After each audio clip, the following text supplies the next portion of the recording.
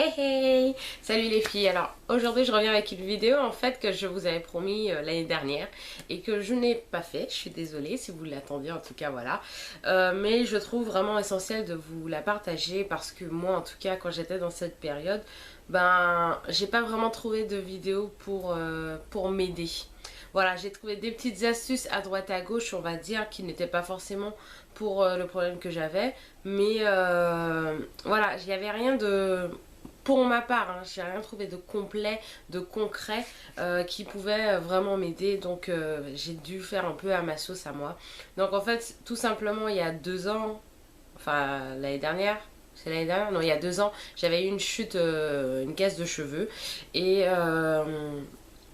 Et en fait, donc je suis tombée, on va dire, un peu des nues, mais en même temps pas trop. Parce qu'en fait, pendant quelques mois avant, en fait, je ne prenais plus trop soin de mes cheveux comme il fallait. Je continuais toujours à faire ma petite routine et tout, mais je faisais pas forcément les bons soins qu'il fallait. Je n'écoutais pas mes cheveux, etc. Donc du coup, quand j'ai eu un peu cette casse, bah, je me suis dit, ouais, bah en même temps, voilà quoi, tu l'as un peu cherché. Donc du coup... donc voilà, moi j'ai vraiment envie de vous partager cette vidéo parce que je me dis que ça peut peut-être aider certaines d'entre vous si vous êtes dans ce cas ou on sait jamais. Voilà, on est peut-être tous passés par là. Donc si vous aussi vous avez des astuces contre la casse, la chute des cheveux, mettez-le moi en commentaire, ça pourra toujours aider quelqu'un, donc n'hésitez pas. Donc moi je vais vous parler de mon expérience à moi, ce que j'ai fait moi. Après, c'est pas dit que ça va forcément vous fonctionner, mais moi en tout cas ça a très bien fonctionné puisque ma casse a été, on va dire, complètement finie au bout d'un mois et demi. Donc voilà, donc moi je vais vous parler vraiment des choses essentielles que j'ai faites durant cette période en fait. Voilà, parce que du coup, j'ai dû vraiment me remettre à fond dans mes cheveux, vraiment faire attention à ce que je mets comme produit, etc.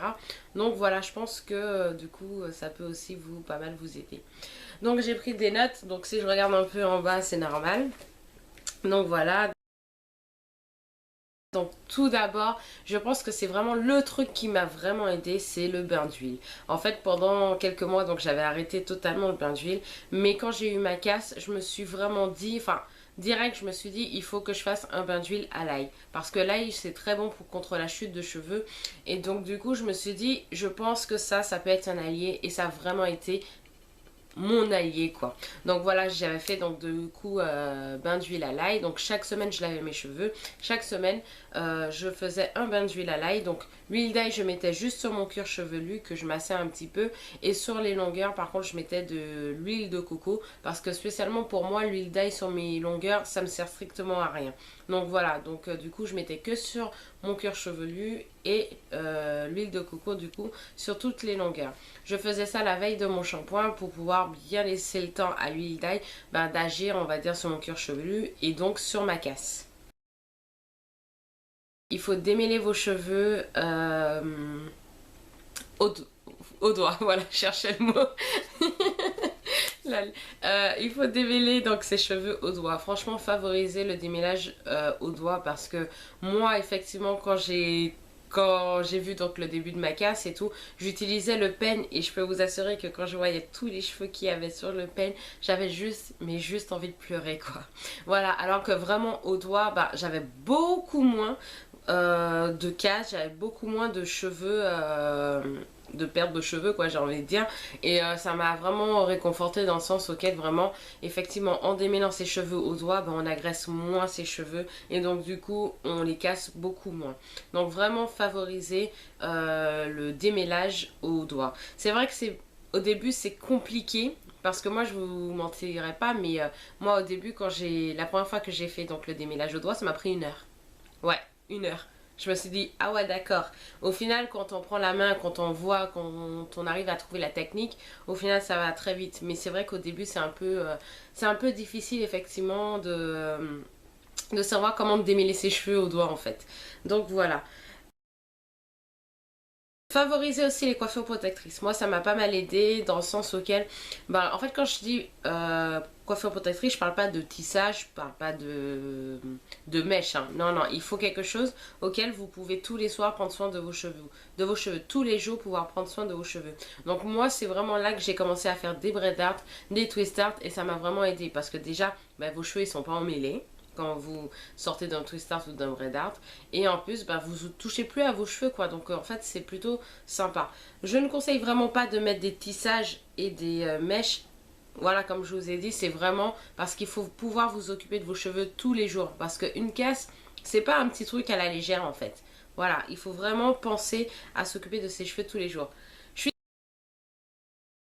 Limiter aussi l'utilisation de la chaleur. Pourquoi je vous le dis? Parce que donc il y a 2 ans, je me lissais encore les cheveux et donc je me lissais les cheveux une seule fois dans la semaine. Pensez bien sûr au protecteur de chaleur, c'est très important. Mais si vous avez besoin de chaleur, essayez de le limiter vraiment à une fois par semaine et pas plus quoi. Parce que là vous allez vraiment venir agresser vos cheveux et c'est pas vraiment ce qu'on cherche quoi. Sachant qu'ils sont déjà agressés, on évite d'ailleurs de limiter, enfin on essaie de limiter la casse quoi. Tout simplement. Alors, je disais ne pas utiliser de produits chimiques. Donc, quand je parle de produits chimiques, je parle de couleurs, de défrisage, ce genre de choses vraiment à éviter les filles. Parce que c'est un moment auquel vos cheveux ils sont déjà faibles, ils ne vont pas bien et vous allez venir en fait endommager encore plus vos cheveux en faisant un défrisage, une couleur, etc. Donc, laissez le temps à vos cheveux déjà de... Comment dire?